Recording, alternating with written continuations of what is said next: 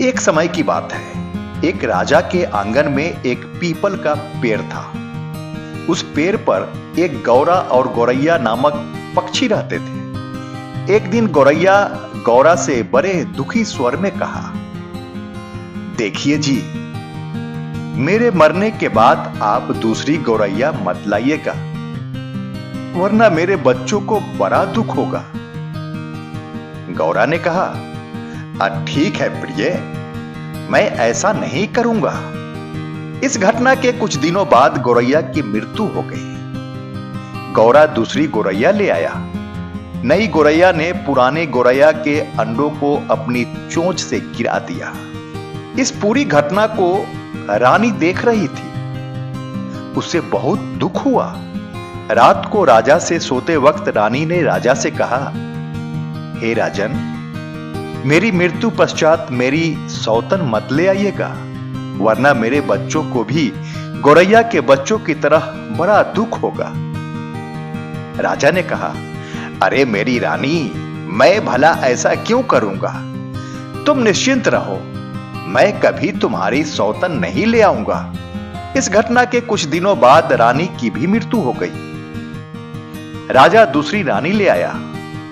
राजा के पहली रानी से दो बेटे थे।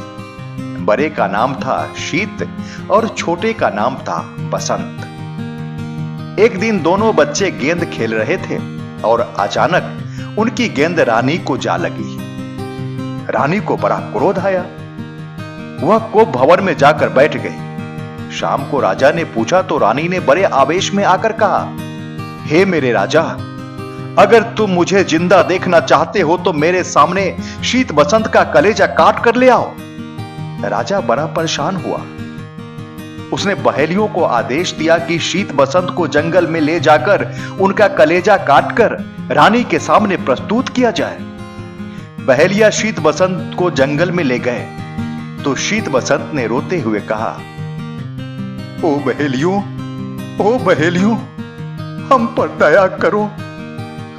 हमारे गले सोने के हार है, इन्हें ले लो और हमें जिंदा छोड़ दो।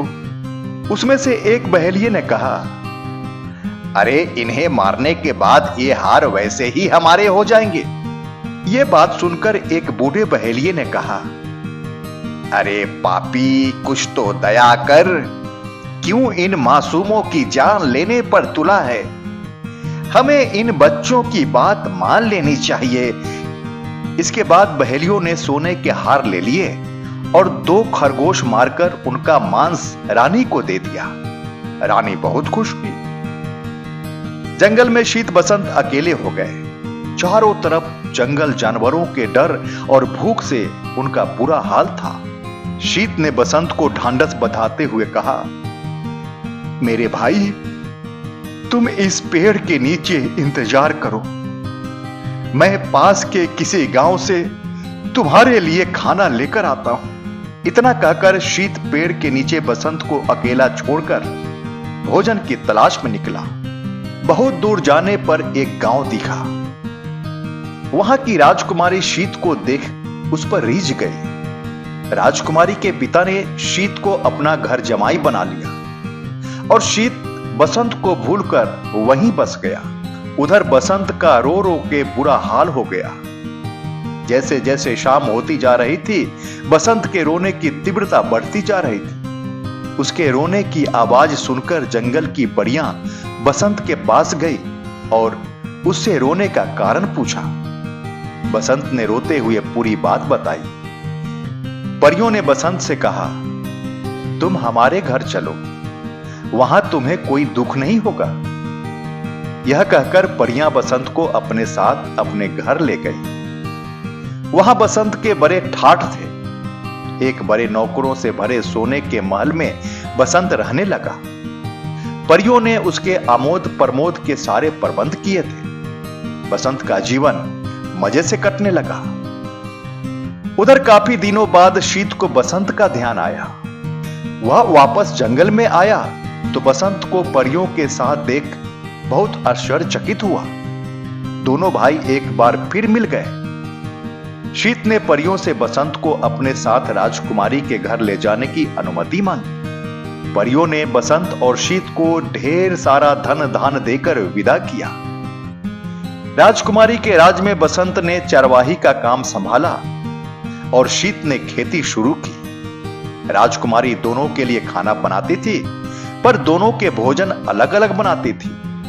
शीत के भोजन में पकवान होते थे, पर बसंत को वह पत्थर के जैसी रोटियां देती थी। बसंत चुपचाप वो रोटियां लेकर अपने कमरे में रख आता और परियों को दिया भोजन करता था। एक दिन दोपहर में दोनों भाई साथ खाने को बैठे। शीत ने मजाक से बसंत को अपनी थाली बदल ली। बसंत से कहा, भैया कृपा कर मेरा भोजन मुझे दे दो।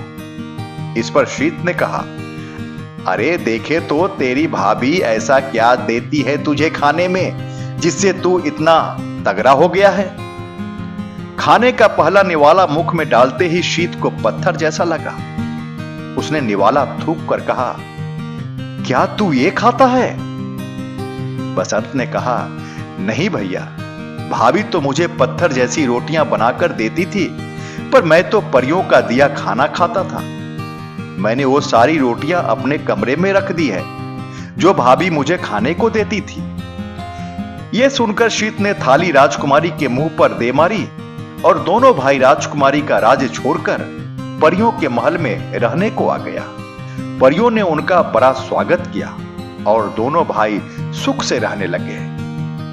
बहुत समय गुजरने पर शीत ने कहा, भाई यहां रहते बहुत दिन हो गए, मुझे अपने घर और मां पिताजी की याद आती है, चलो अब अपने घर चलें। बसंत ने कहा, हां भैया, मुझे भी अब घर की बड़ी याद आती है। दोनों ने परियों से विदा लिया और अपने घर को चले। उधर काफी दिनों बाद राजा को अपने किया पर पश्चाताप हुआ। उन्होंने दूसरी रानी को जंगल में छोड़ देने का आदेश दिया, जहां उसे जंगली जानवरों ने नोच खाया। पर अब राजा गरीब हो गए थे, उनका राज्य उनसे छीन गया था।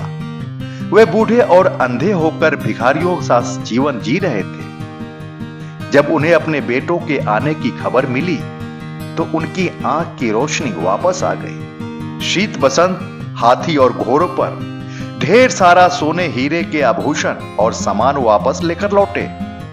राजा का राज उन्हें फिर से वापस मिल गया और सब खुशी खुशी साथ रहने लगे।